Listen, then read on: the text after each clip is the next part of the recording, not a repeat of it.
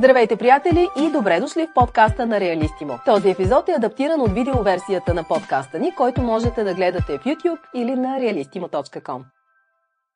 Здравейте, приятели! С най-новия епизод на Реално за имотите с нас Мартин Вихрен. А днешният ни гост е Росен Станков, създател и управител на ARS Estate, агенция за недвижими имоти в град София.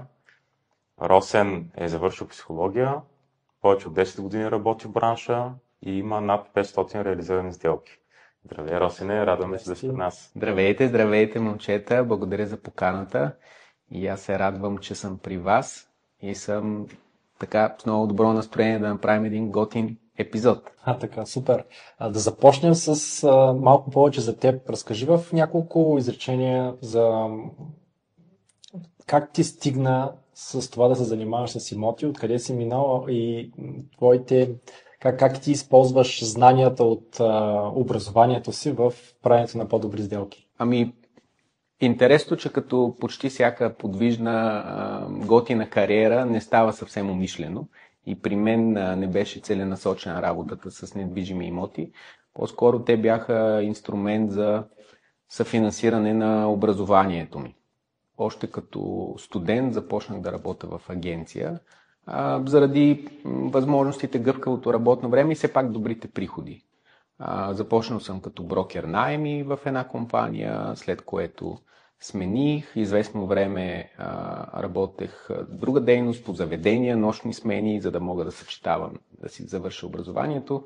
След това започнах в друга компания, където се обучих и за сферата на продажбите. И така леко по леко образование, психология, имоти и да ви кажа 10 години работя две работи.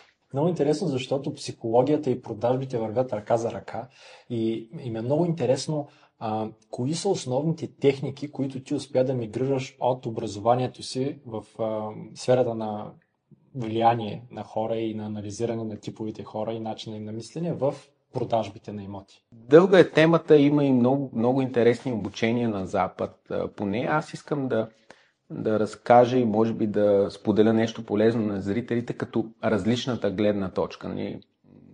Повечето, предполагам, си мислим, че психология и продажби е като някакво тайно оръжие, суперсила. Вау, сега тук почвам, сядаме на масата и момчета, знаете ли какъв хубав проект има?